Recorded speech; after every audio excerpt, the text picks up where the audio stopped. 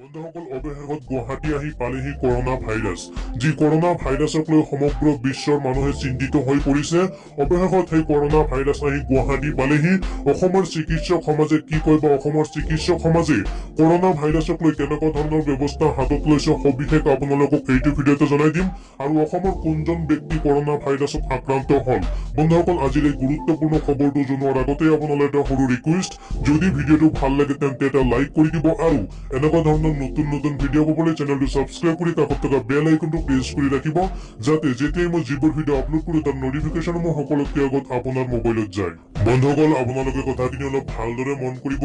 গুৱাহাটীত corona virus এজন লোকক GMCHলৈ প্ৰেৰণ বিশ্বজুৰি আতংকৰ সৃষ্টি কৰিছে কৰোনা ভাইৰাছে এই ভাইৰাছে বিশ্বজুৰি আতংকৰ সৃষ্টি কৰা বুলি বিশ্ব স্বাস্থ্য সংস্থাই ইতিমধ্যে ঘোষণা কৰিছে বিশ্বজুৰি জৰুৰীকালীন অৱস্থা ঘোষণা কৰিছে WHO ভাৰততো এই ভাইৰাছৰ অৱস্থিতি ধৰা পৰিছে কেৰালাত দুজনকৈ লোকৰ দেহত এই বীজাণু ধৰা পৰিছে কিন্তু ভয়ংকৰ কথাটো হল অসমতো এই ভয়ংকৰ ভাইৰাছৰ সংক্ৰমণ হোৱা বুলি সন্দেহ কৰা হৈছে এই ভাইৰাছৰ সংক্ৰমণ ৰোধৰ বাবে তৎপৰ হৈ পৰিছে বিভিন্ন দেশ ভাৰততো অৱলম্বন কৰা হৈছে সতৰ্কতা প্ৰতিটো বিমানবন্দৰতে পৰীক্ষাৰ ব্যৱস্থা কৰা হৈছে গুৱাহাটীৰ বৰঝাৰস্থিত লোকপ্ৰিয় গোপীনাথ বৰদলৈ আন্তঃৰাষ্ট্ৰীয় বিমানবন্দৰত অসম স্বাস্থ্য বিভাগৰ তৰফৰ পৰা প্ৰায় 15জনীয়া এটা দল নিযুক্তি দিয়া হৈছে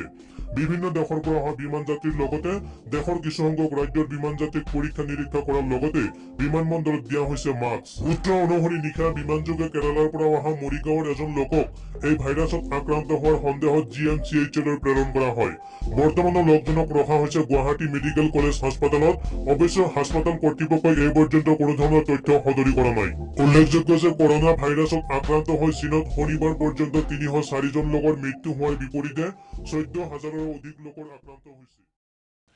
আনক জীৱন দান দি নিজেই জীৱন হেৰুৱালে এইগৰাকী চিকিৎসকে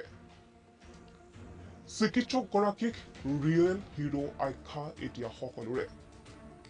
কাৰণ চীনত ভয়ংকৰ ৰূপ ধাৰণ কৰিছে কৰোনা ভাইৰাছে কৰোনা ভাইৰাছত আক্ৰান্ত লোকক চিকিৎসাত দিনে ৰাতিয়ে একাকাৰ কৰিছিল এইগৰাকী চিকিৎসকে অৱশেষত নিজৰ জীৱন হেৰুৱাই আনক জীৱন দান দিলে এইগৰাকী চিকিৎসকগৰাকীৰ নাম হৈছে লিয়াং উডং 62 বছৰীয়া লিয়াং উডঙে কৰোনা ভাইৰাছত আক্ৰান্ত লোকক চিকিৎসা প্ৰদান কৰি অৱশেষত নিজে প্ৰাণ হেৰুৱাব লগা হ'ল তাৰ পাছতেই চিকিৎসকগৰাকীক সকলোৱে ছ'চিয়েল মিডিয়াৰ যোগেদি লগতে বিভিন্ন ক্ষেত্ৰত ৰিয়েল হিৰো আখ্যা দিছে সকলোৱে চেলুট দিছে এইগৰাকী চিকিৎসক তাৰ পাছতেই সমগ্ৰ বিশ্বতে চৰ্চালৈ আহিছে এইগৰাকী চিকিৎসকৰ নাম হুবেই চিনহুৱা চিকিৎসালয়ত চিকিৎসক আছিল এইগৰাকী লিয়াং উডং এইগৰাকী চিকিৎসকৰ মৃত্যুত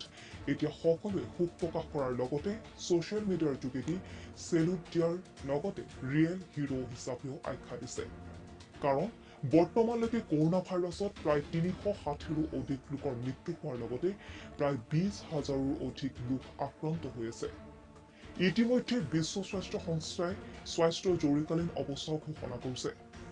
কৰোনা ভাইৰাছ বৰ্তমান 18খন দেশত সংক্ৰমণ হৈ পৰিছে ভাৰত আমেৰিকা দক্ষিণ Korea Japan Singapore Nepal Pakistan আদিতো ভয়াৱহ ৰূপ ধাৰণ কৰিছে কৰোনা ভাইৰাছে চীনত এনে অৱস্থাৰ সৃষ্টি হৈ বৰ্তমান সমগ্ৰ বিশ্বৰ বাবে ৰিয়েল হিৰো হৈ পৰিছে